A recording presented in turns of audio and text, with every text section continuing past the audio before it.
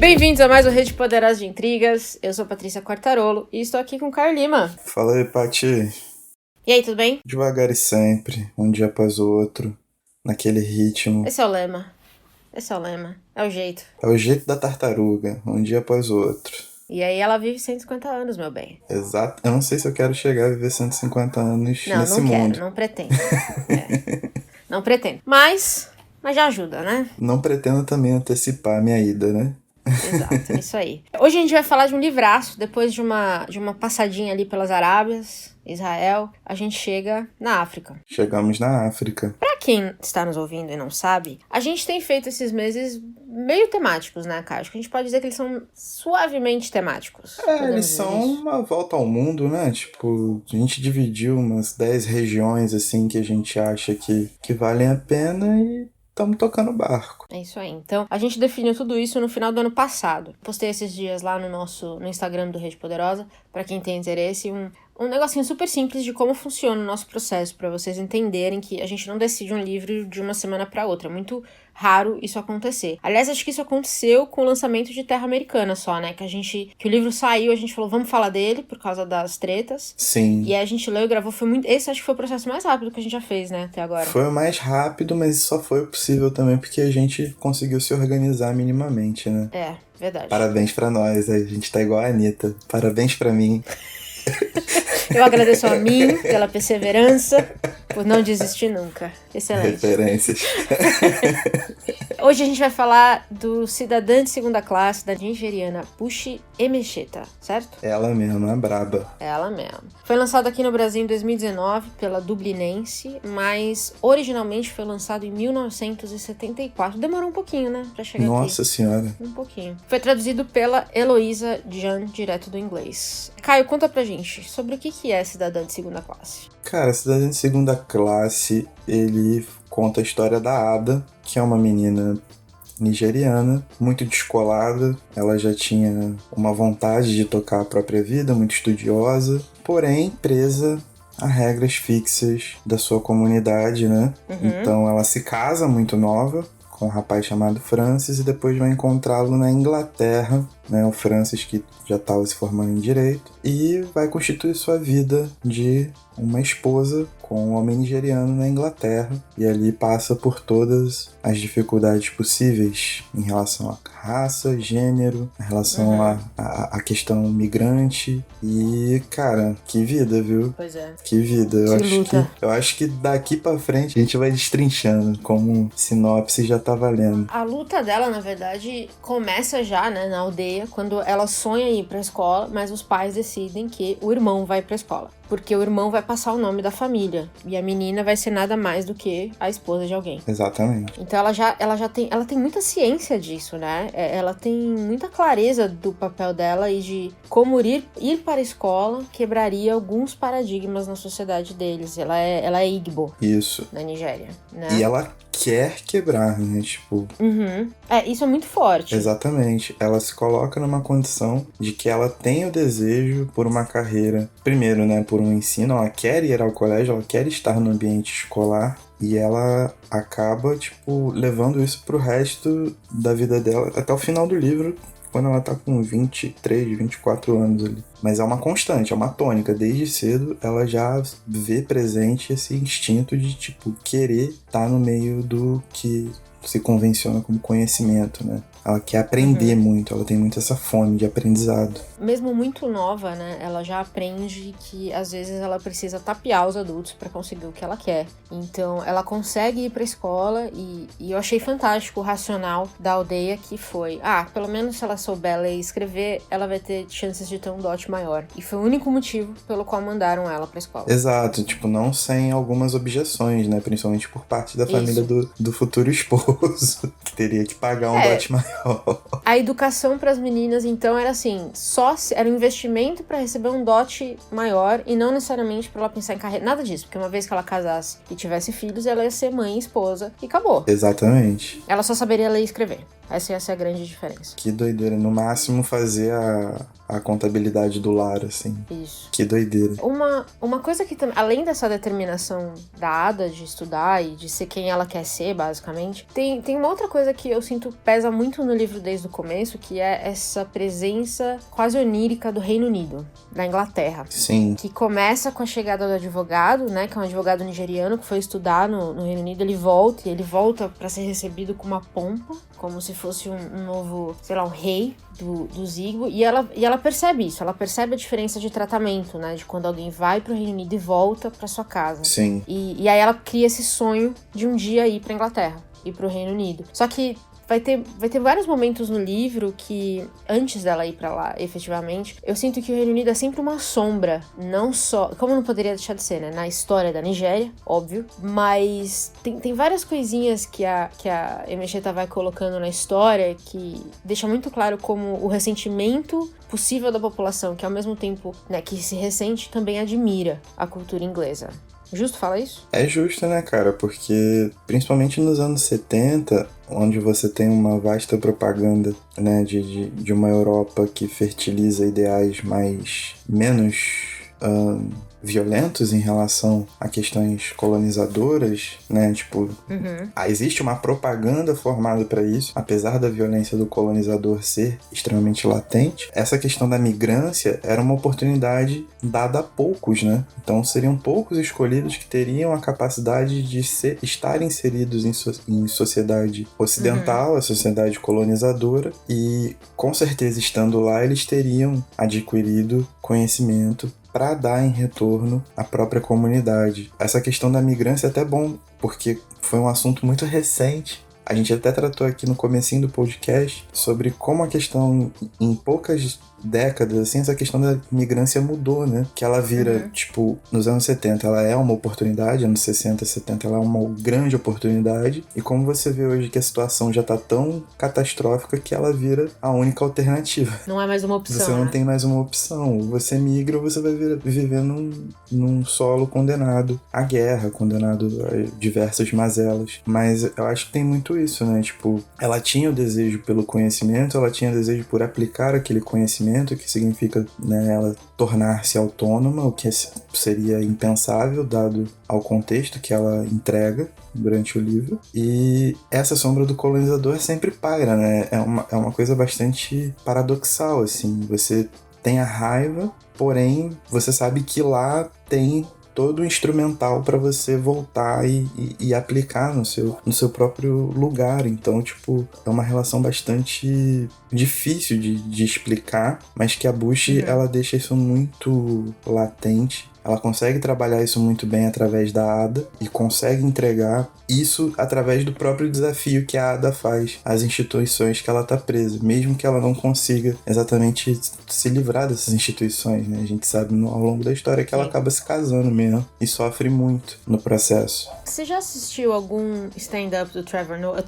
Já estamos saindo pela tangente, mas você já assistiu algum stand-up do Trevor Noah? Não, cara, não assisti. Ele tem 2 especiais na Netflix e tem alguns vídeos no YouTube. Eu não lembro exatamente onde tá esse específico, mas ele tava falando, ele tem um vídeo sobre colonização, porque ele é sul-africano. E aí ele fala que quando ele chegou na Inglaterra, o vídeo todo, obviamente eu não vou contar com a mesma destreza, mas o engraçado é que ele fala que ele chega na Inglaterra e aí todo mundo olha pra ele com cara torta e tudo mais, e a resposta basicamente é assim: cara, foi você que foi lá me falar que isso aqui é bom, eu vim ver. E a sensação que eu tenho da Ada, quando ela falava muito disso, de ir pro Reino Unido, ela achava que o Reino Unido ia livrar ela das amarras que ela tinha, que eu acho que ela inconscientemente sabia que existiam, mas não era tão claro ainda. Então esse papel de esposa, por exemplo, porque ela não era, né, mesmo quando ela bateu seus 16, 17 anos pra casar, ela não era uma nigeriana Igbo igual as demais, né? Ela já trabalhava, ela conseguiu a carreira, seguiu estudando o máximo que ela pôde, e aí ela conseguiu um emprego onde ela basicamente ganhava mais do que a maioria das pessoas. Sim. Então ela já, quando ela eu fico pensando assim, quando ela pensava no Reino Unido, a impressão que me dava, ou a construção da Mecheta, era que a Ada olhava para aquele mundo e falava assim, cara, aquela sociedade, aquela organização, aquela estruturação vai me permitir me livrar de algumas amarras. E aí foi que eu comecei a questionar as amarras sociais que a gente carrega com a gente. Sim, claro. Porque ela casa com o Francis, como você falou,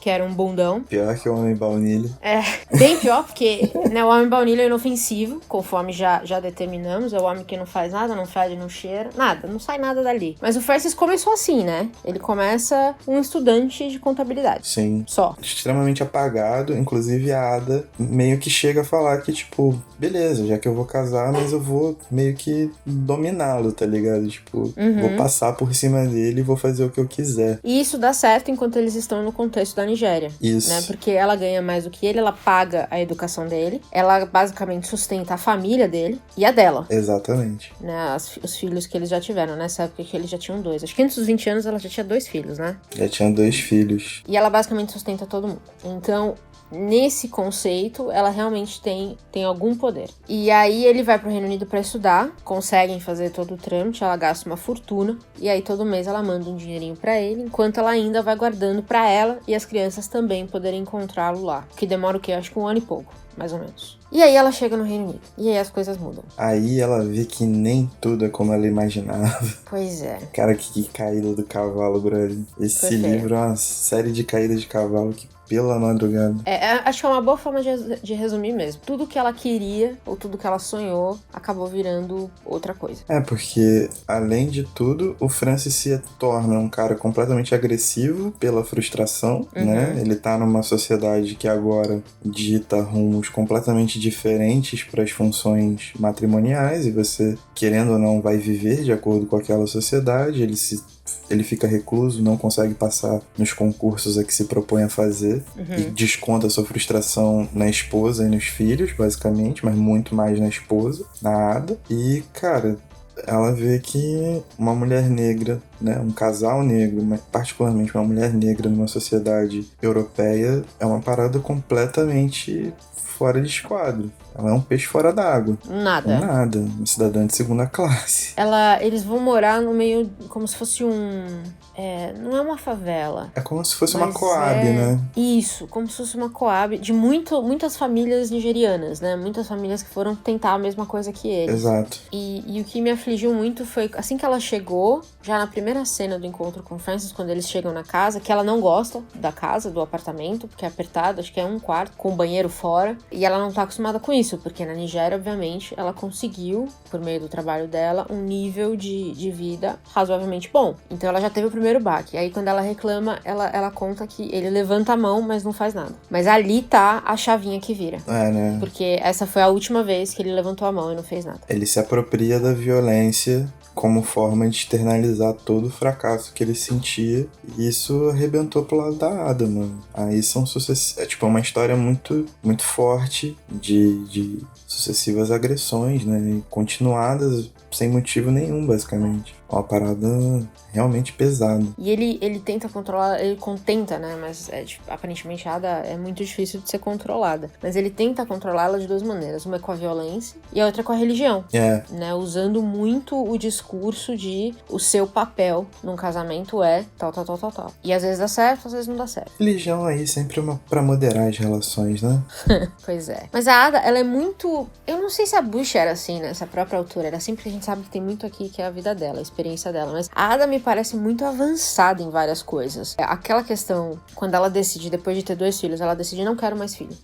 A gente precisa construir uma vida, eu preciso ter uma carreira, e não dá pra ter uma carreira. Então, ela decide que vai buscar um anticoncepcional, que é algo que na Nigéria nem se falava, né? Na Nigéria, você engravida quantas vezes Deus quiser. Sim. Essa parte específica do anticoncepcional, pra mim, foi muito dolorida. Eu acho que... Eu tava vendo outro dia no Twitter. Você não tem Twitter, né? Você perde umas coisas fenomenais. Não. Mas outro dia tanta no Twitter, dor de cabeça aqui. Eu sei. Que uma médica que trabalha nos postos de saúde tava contando que chegou uma menina de 23 anos, mais velha do que a Ada era na época, e disse assim que ela sentia muita dor de barriga e ela sentia alguma coisa mexendo. Já fazia 7 meses. E ela tava grávida. E aí começou várias pessoas que trabalhavam em postos compartilhar as notícias. Então, por exemplo, uma pessoa fala assim que deu pílula pra uma das das mocinhas que foi lá, e ela diluiu na água para que ela e as 4 irmãs pudessem tomar. Então, assim, falta muito conhecimento do que é um anticoncepcional. A gente acha que não, mas é o papo da gente fala de ter educação sexual nas escolas, né? O que é? É para que esse tipo de coisa não aconteça. E a Ada já tinha muita noção disso. Eu fiquei um pouco impressionada, na verdade, quando ela foi buscar isso, quando ela foi buscar essa informação. Ela sempre foi tão pró-conhecimento que, pra mim, eu li aquilo e falei, rapaz, é muito avançado, sabe? Ela saber que existia alguma coisa, ou várias coisas, na verdade, e ela disse que ela pesquisava isso, que a ajudasse a não ter mais filhos. Eu fiquei muito impressionada com essa mocinha. A Ada é muito foda. Ela já tava pra frentex, tranquila, assim, de cabeça. Porra, demais! Demais. E olha que doideira, né? Tipo, o livro, ele é uma reunião, né, ficcional, mas contém alto teor Caraca, agora me bolei tudo. Alto teor autobiográfico. Isso. Então, tipo assim, conta um pouco, né? A Bush pegou a própria história e inseriu em partes do que seria a história da Ada. É maneiro ver que com esse livro sendo publicado em 1974, a própria Bush já estava pensando no que seria dito para as gerações, para a própria geração dela e para gerações seguintes. Sacou? Tipo, a gente leu em 2019, veio pra cá em 2019, a gente tá impressionado em 2019, mas a própria Bush, se a gente for transferir, né, fazer essa transposição de papel entre Ada e Bush, entre criador e criatura ali, no objeto ficcional, você vê que a Bush tava tentando fazer um tipo de literatura que colocasse uma personagem que, mesmo passando por tudo que passava, tinha consciência do que deveria ser feito. O que não significa que ela conseguiu fazer tudo. A gente acompanha que a vida dela, até o final do livro, é bem sofrida de verdade. Mas a Ada é uma mulher que tinha consciência do que tem que ser feito e esperava apenas juntar as oportunidades ou criava as próprias oportunidades para aplicar tudo aquilo que ela sabia. Então, tipo, o conhecimento é a única coisa que não foi e não pôde ser retirado dela. Essa é uma parada que eu acho muito maneira, tipo, eu acho uma mensagem, tipo, doida de você pensar. Sim. Você pensa num contexto de Europa de 1970, você pensa num mundo muito mais liberal, muito mais, né? Todo mundo no efeito de Woodstock ainda, maio de 68 na França, com Foucault, com a Beauvoir, essa galera toda, efervescência, mas se a Bush, nos anos 80, por exemplo, tava indo pra Nigéria com os livros dela, provavelmente tá, ela tava passando uma mensagem para as mulheres da Nigéria, tá ligado? Tipo, conquistem conhecimento, isso não pode ser tirado de vocês. A oportunidade de aplicá-lo vai aparecer. Vocês vão sofrer, porque não tem como não sofrer, é uma ruptura, mas vai aparecer. Sacou? Eu acho isso muito bacana, acho isso muito louco, muito... E mal ou bem, tipo assim, todas as periferias têm suas similaridades, né? Então, se esse livro tivesse aparecido aqui no Brasil e tivesse sido espalhado por várias comunidades, várias favelas, sabe qual é? Muitas mulheres teriam se reconhecido nisso e teriam se inspirado. Total. Pode crer. É isso, sei lá, no México, isso na Mongólia, no Vietnã, enfim, vários lugares. Então acho que é uma parada muito louca, assim, muito bacana de acompanhar o processo da Ada, como ela pensa, sempre estando um passo à frente, tipo, sempre estando esperta, sabe qual é? Eu concordo, e tem 2 cenas específicas que me marcaram muito, porque ela mostra também um pouco da construção desse conhecimento, né? Que não é só que a Ada falava, eu não posso mais ter filho, vou ter um anticoncepcional. Não, porque quando ela chega, a primeira cena é quando ela chega na clínica pra conversar com o médico, ela encontra uma menina que tomou a pílula e teve uma reação cutânea muito forte. E aí ela se desespera, porque antes de falar com a médica, ela se desespera. Então, a gente vê que o conhecimento dela, ele também é limitado nessa época. E ela tá sempre tentando ir à frente com esse conhecimento, tentando buscar outras coisas. E a segunda cena é quando ela tá conversando com o canadense que trabalha na biblioteca, na qual ela trabalha em Londres. Que ela diz que ela, que é nigeriana, sabia menos da própria cultura do que esse canadense. E ela fala assim, não apenas da cultura negra, mas da própria Nigéria. Porque ele é um cara muito lido, ele é um cara cara muito interessado em várias culturas, e ele começou a falar coisas pra ela que ela não sabia. Então eu gosto que a Bush coloca assim, ó, tem coisas que ela sabe, tem coisas que ela intui, e tem coisas que ela vai atrás pra saber.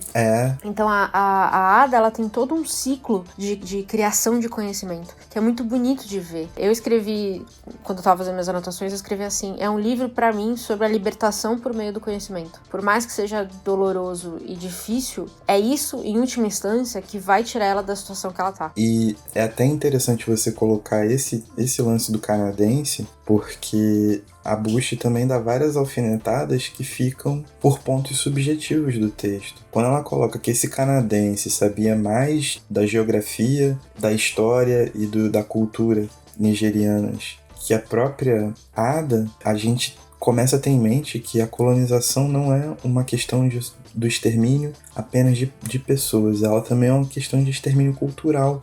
Então, o quanto a Ada não sabe, porque ela foi privada disso. Sim. E aí, essa relação com o Reino Unido, no caso, né, com a própria Inglaterra, vira um paradoxo ainda maior, sacou? A gente vê, através dessas pequenas anotações, o quão violento é esse processo, talvez mais até do que o processo de recepção da própria Ada lá no Reino Unido. E isso é muito bizarro. Só que tudo isso fica nas entrelinhas. Tipo, o que a gente vê Exato. é a conformação dessa primeira violência a olhos vistos, né? A que acontece. Conforme você vai perpassando a leitura, você vai revendo suas anotações, vai pensando sobre, dá um tempo para digerir, você vai vendo que isso tá muito incutido em pequenos detalhes. E esse do canadense é uma parada, tipo, espetacular, assim. É uma parada que, com uma sutileza muito grande, ela coloca ali que a própria Ada perdeu, foi privada de conhecer sua própria cultura. Talvez nenhuma outra geração da Ada e pós-Ada vá ter esse tipo de experiência, porque aquilo foi exterminado pelo colonizador. E ela querendo ir pro país colonizador, tipo, é muito doido, é uma relação muito, muito ativa, de muita troca, de muita angústia também. Acho que a angústia é uma palavra também que permeia o livro todo. Sim, porque no fim ela acaba aos 23 anos com 5 filhos e um marido tão abusivo que os vizinhos chamam a polícia, achando que ele vai matar ela. Sim. Um marido que não consegue nunca passar em processo nenhum, então ele nunca trabalhou e claramente nunca vai trabalhar. E ela se vê buscando as alternativas que talvez ela tenha naquele minuto. O livro meio que termina nisso, né? Nas alternativas possíveis. A gente não tem uma resposta. Não, nenhuma. O que eu vi, o No Fundo do Poço, ele é meio que conta... O resto dessa história foi escrito antes, mas ele conta depois, que é quando ela já abandonou o Francis. Eu não li esse. Não sei se você já leu. Não li. Foi o único que eu li da Bush. Aí é aquela coisa que todo mundo já conhece de mim, né? Eu não tenho fila de leitura. Você vai lendo, né? Eu vou no flow. Na hora que aparecer a Bush aqui em casa, eu vou ler de novo. Mas eu tenho muita curiosidade. Muita curiosidade. A autora em si, a gente falou muito, né? Que tem muito da vida dela aqui no livro, nesse enredo todo aqui. Tem muita coisa da vida dela. Quando ela morreu em 2015, não faz tanto tempo assim. 2017. Eu fui procurar o obituário dela, escrito pelo Guardian, que é o maior jornal do Reino Unido. E é muito bonito o obituário. Primeiro, ela em pouco tempo da publicação dos livros se tornou uma referência na comunidade britânica, na comunidade literária britânica, por exemplo. Os livros dela hoje são lidos ou já foram adicionados no currículo escolar, então é bem forte. O que ela criou ali, acho que diz muito até pro próprio Reino Unido sobre como eles conduziram a história. Sim. Então, você tem um livro seu como uma negra imigrante, pobre, que chega num país, assim, sem nada, basicamente, e dali uns anos seus livros estão no currículo escolar, é um negócio do cacete. Eu fiquei muito, muito impressionada, e também em 2005 ela recebeu a medalha da Ordem do Império Britânico, que é entregue só para aqueles que fazem as grandes contribuições à artes e ciências. Então, assim, é muito restrito o público. Então, é muito interessante o impacto que ela teve na comunidade britânica e o quanto demorou para ela chegar aqui. Sim. Isso ficou na minha cabeça depois. E ela tem uma obra muito grande, não são apenas os 3 livros que a Dublinense trouxe. Ela tem uma obra bem, bem grande. O que torna ainda mais incrível que ela não tenha brotado aqui antes. pelas mãos de uma editora ainda maior. Ó, Uhum. eu amo o trabalho do Dublinense, acho, tipo, muito maneiro. A gente pode até comentar algumas coisas, porque eles têm sido uma editora exemplar, assim, em algumas coisas muito boas. Sim, total. Mas o que me espanta é que, tipo, esse livro tá no ar desde 1974, mano. Pois é. Nenhuma editora ter olhado pra isso é uma parada que diz muito, tá ligado? Diz muito, tipo, é uma parada Foi pesada. o mesmo caso da Octavia Butler, que chegou aqui faz o quê? Chegou aqui 40 anos depois de ter sido publicada lá fora, muito tempo depois de ter morrido também, nas mãos de uma editora também não tão grande. Sim. Que foi a Morro Branco. Com certeza. Então, assim, é a mesma história. Grandes editoras negras, grandes vozes que marcaram seus gêneros respectivos. O Guardian chama a literatura da Bush Emecheta de documental, que eu achei fantástico. Mulheres que marcaram muitos gêneros para os quais escreviam, né? As duas, acho que são grandes exemplos disso. Só chegaram agora, muito recente, e por meio de duas editoras menores. Dá muito pra gente conversar, muito pano pra manga sobre o estado do nosso setor livreiro, né? Dá, e pode fazer a gente pensar numa questão ainda mais grave. Se duas mulheres pretas que escreveram coisas há 40 anos atrás só chegaram no nosso mercado agora por editoras pequenas, imagina o tanto de mulher preta que escreve que não tá invisibilizada. Brasileira. É exatamente isso. Essa busca constante pelo best-seller é um problema por si só, óbvio, porque durante muitos anos privou a gente de vozes que foram best-sellers muito tempo atrás, talvez, e hoje talvez não sejam mais, mas são vozes significativas. Apesar de que, eu acho que você tem toda a razão, a Dublinense tem sido uma editora que eu tô acompanhando já faz um tempo, e eu acho que nessa quarentena, especificamente, que eu acho que é quando a gente pôde ver as pequenas editoras fazerem coisas completamente diferentes, a Dublinense foi uma das que eu fiquei muito impressionada com o trabalho deles. E foi assim que eu cheguei na Bucha Mecheta, porque eles fizeram aquela promoção. Já comentei com você. Uhum. Tudo que você comprasse num tal momento, agora é todos os livros até o final... Pra não falar besteira, eu vou falar pra você checar a rede deles, mas eles tinham uma porcentagem que eles doavam pra um centro de idoso, e eu achei super legal. Aproveitei que já tinha alguns livros dele que eu queria, achei a edição deles maravilhosa, acho o trabalho muito bonito. Esse da Cidadã de Segunda Classe não é diferente, a edição tá muito boa, e fui lá e comprei. Então, assim, é uma editora pequena que tá fazendo muito pela sua própria comunidade ali. Num momento de crise, né, cara? Eu acho que é o que mais importante. Então é uma editora que se propôs a trazer alguns títulos, né, de autores periféricos fora do centro e se propôs num período difícil de passar uma parte do seu lucro para a comunidade.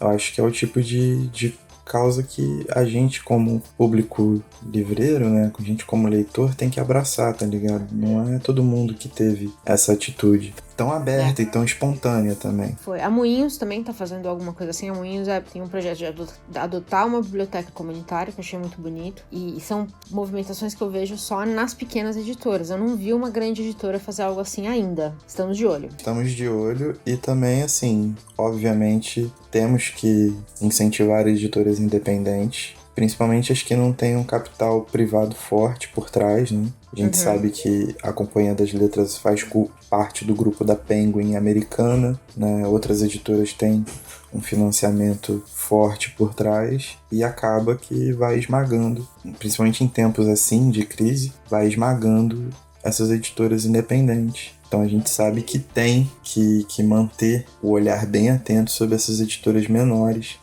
que urram para publicar, que fazem essa parada toda. Mas é sempre muito melhor ver quando essas editoras elas estão envolvidas com a comunidade, sacou? Que é quando não é só o retorno financeiro. Essa é uma parte, né? Uma parte talvez mais quantificável, mas o quanto essas editoras estão abertas para fazer parte da comunidade em si, tá ligado? Do catálogo escolhido, da curadoria dos títulos que publica, as ações que fomenta, ao tipo de marketing que faz para se aproximar dos leitores. Tudo isso é você criar uma comunidade, você tá envolvido. Me corrija se eu estiver errado, Paty, que eu não trabalho com isso. Mas é mais ou menos como eu entendo esse tipo de coisa. Não, eu acho que sim. Eu acho que nesse ponto elas são editoras que não se afastaram da comunidade. Elas não são grandes a ponto de estarem meio que pairando no alto da comunidade, que é mais ou menos como eu vejo uma Companhia das Letras, por exemplo. Que é uma editora com um catálogo fantástico. Não tenho o que tirar ali, eu acho incrível. incrível. É um parceiro nosso do Poderoso há anos. A gente é um blog pequeno, eles apostaram na gente. Então, assim, é uma editora que tá olhando. Mas é uma editora que é muito grande. Então, assim, as preocupações deles são diferentes. A Dublinense, esse projeto deles, eles iam pessoalmente levar as coisas que eles compravam nesse centro de idoso, sabe? E tem fotos disso nas redes sociais deles. Então, assim, essa proximidade, eu acho que você só tem mesmo quando você tem um tamanho que isso é viável. Então, eu achei muito bonito o trabalho deles, de verdade. E fora que, óbvio, a Dublinense também tá com um catálogo que, ó, chef's kiss. Eu só tenho uma vírgula pra colocar aí, que ela publicou Youtuber Otário, de resto. Mas aí tem que vender, o que a gente tá falando, é a busca pelo best-seller. Mas se assim, ó, se publicar Youtuber Otário rendeu grana pra que eles pudessem trazer mais um livro da Bucha Mecheta, por exemplo, eu entendo essa troca. É, verdade, Manja. Também. E não só isso, né, cara? Estão publicando Afonso, qual foi que eu acabei de ler? Afonso Cruz. Cara, todo dia. Vamos comprar um poeta. Que é maravilhoso. Estão publicando a Sandra Carneiros, que foi aquela que a gente citou, a que fez o blurb do Terra Americana. Foi, sim. Estão publicando ela agora, que é um clássico da literatura latina nos Estados Unidos. Então, assim, eles estão trazendo um catálogo fora da curva, eu acho, com uma qualidade de edição muito boa. E sem tirar nem pôr, tudo que eu comprei deles até agora tem sido, assim, edições primorosas, bonitas mesmo, bem feitas. Então, assim, beleza, se isso tudo me custou um livro de youtuber babaca, eu aceito por enquanto. Eles têm publicados também. Eu acho que é um livro que é muito importante, de uma moçambicana, O Alegre Canto da Perdiz, da Paula Chiziane. É tipo um romance formador da literatura moçambicana. Se eu não me engano é isso, eu posso estar enganado, porque eu com título e nome sou meio complicado. Mas é tipo uma baita publicação, um baita tiro no alvo deles, assim. Muito bom, muito bom. Muito bom. Acho que com isso não precisamos dizer que as pessoas devem ler Bucha Mecheta. Ah, demais, cara. Eu acho que... Né? Tá dado. Fenomenal, tipo... É um livro que não vai te falar exatamente algo que seja novo, mas tem contextos tão potentes, é tão bem escrito e tem um sentido de emancipação, de uma conversa sobre descolonização antes de termo mesmo ter sido aprofundado, que eu acho que vale a pena. Acho que vale a pena dar uma olhada, é importante. Concordo. Acho que um resumo desse episódio é: leia Bucha Mecheta, busque as suas editoras independentes cujo catálogo mais tem a ver com você e fique de olho nelas, porque eu acho que é isso mesmo, a gente tem que estar próximo dessas editoras que estão fazendo a diferença nas comunidades menores, que talvez ninguém mais esteja olhando. É isso aí. Certo? Exatamente. ET Bilu, busquem conhecimento. Isso aí. Tá entregue? Tá entregue. Tchau. Tchau. Nossa equipe também registrou imagens do suposto alienígena. É noite. No escuro, ouvimos o que seria a voz de Bilu. Sim, Bilu. Desligar o rádio? Tá, vou desligar. O grupo pede um sinal ao suposto extraterrestre. Dá um sinalzinho de luz. Agora estou vendo.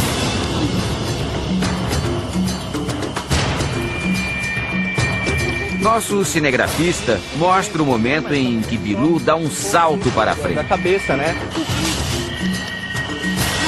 Várias vezes, os integrantes do projeto pedem que a nossa equipe não ligue qualquer tipo de iluminação. Você vai conseguir acender a luz, Bilu? Apaga a tua. Bilu diz que quer dar um recado. Qual a sua mensagem para a Terra, Bilu? Apenas que você conhecimento. O contato foi de pouco mais de 10 minutos. A distância permitida não foi suficiente para imagens de melhor qualidade. Bilu diz que está cansado e desaparece na escuridão.